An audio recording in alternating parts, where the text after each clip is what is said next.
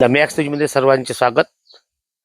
आपण भियापूर शहरामध्ये अर्ध शहर हे अंधारात आणि अर्ध शहर उजेडात. काल रात्री यांच्याकडे एक साप निघाला. कोणता साप होता तो? गवाऱ्या गवाऱ्या गवाऱ्या ना रात्रीच्या अंधारात गवाऱ्या साप निघाला. लहान मुलांना काही झालं, काहीतरी दुर्घटना झाली या जिम्मेदार. आज 4 दिवस झाले लाईट बंद आहे शहरातल्या अर्धे. त्याच्यामुळे कोणती दुर्घटना झाली. ते नगरसेवक कुठं गेले? नगरसेवकाच्या दुर्लक्ष वाढण्याकडे आणि जे पार्टी आपण निवडून दिली बीजेपी यांचे नगरसेवक कडे गेले का तुम्ही लाईट चालू करा म्हणून म्हणाला? हो. नगरसेवक तुम्हाला काही लक्ष करत नाही का? नाही. किती लाईट बंद आहेत? 4-5 दिवस झाले ना लाईट बंद आहेत. बंद आहे. ही तक्रार केली नगरपंचायतला आपण. हो, केली ना. पण नगरपंचायत कोणत्याही प्रकारे तुमच्याकडे लक्ष करत नाही. म्हणजे आज बघा 4 दिवसापासून अर्ध्या शहरातले लाईट बंद आहेत, तरी नागरिकाच्या समस्याकडे कोणी पूर्णपणे दुर्लक्ष केले जात आहेत. साप इकडेच निघला होता ना गवाऱ्या. तुमच्याकडे कोणता साप निघला होता? वाल्या असं कोणतं तरी. कोणता? जेल्या. पा इकडे पण साप निघला होता. अंधारा इकडे पूर्ण लाईट बंद राहतात. त्याच्यामुळे यांच्या घरी पण साप निघला होता. अंधारा जर काही दुर्घटना झाली असती. कोणता साप निघला होता ताई तुमच्याकडे? वेल्या साप. लाईट बंद आहेत का? हो. किती झाले? 4 दिवस. 4 दिवसापासून लाईट बंद आहेत असे जनतेचं म्हणणं आहे. तरी नगर पंचायत प्रशासनाच्या कडे दुर्लक्ष आहे. अशा फारशा समस्या शहरात.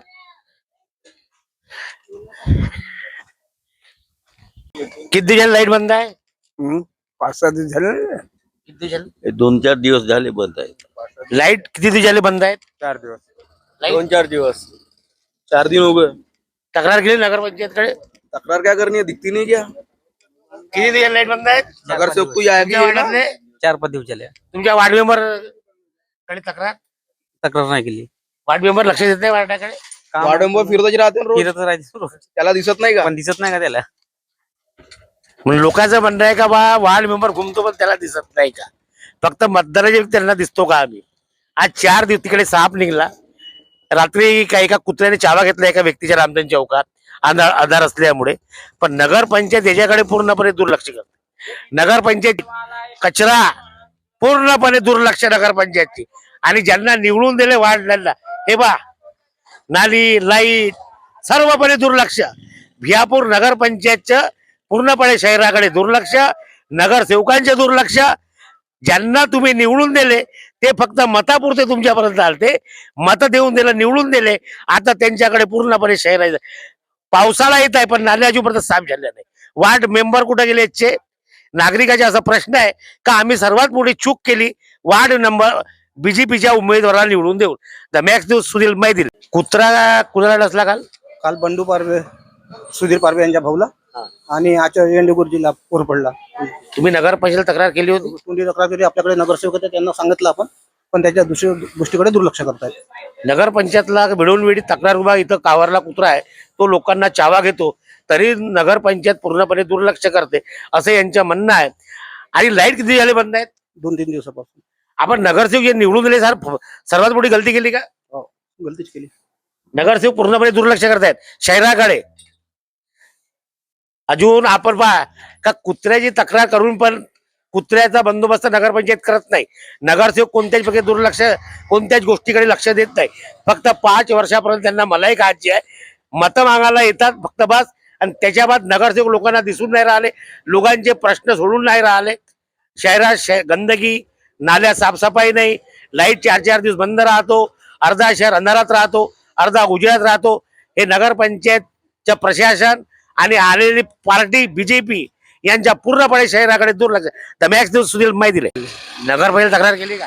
तक्रार करून झाली आहे, पण त्याचा काही अजून विल्हेवाट लागला नाही. वार्डाच्या नगरसेवकाकडे गेले ते?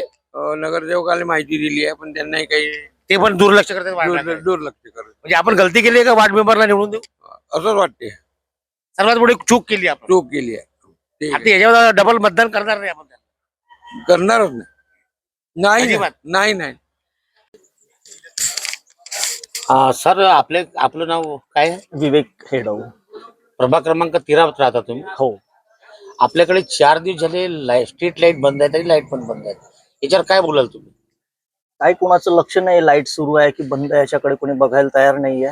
आता एवढ्यात 1-2 दिवसात रिपेअरिंग केलं, पण परत जसेचे तसेच आहे, ते बंदच आहेत. लाईट काही सुरू होत नाहीये. आणि महत्वाचं म्हणजे कसं आहे, नगरसेवक पण येऊन इकडे भटकत नाही, बघत नाहीत की आहे लाईट सुरू की वार्डात काय समस्या आहे की नाही, याच्याकडे कुणाचं लक्ष द्यायला वेळ नाही कुणाला याच्याकडे.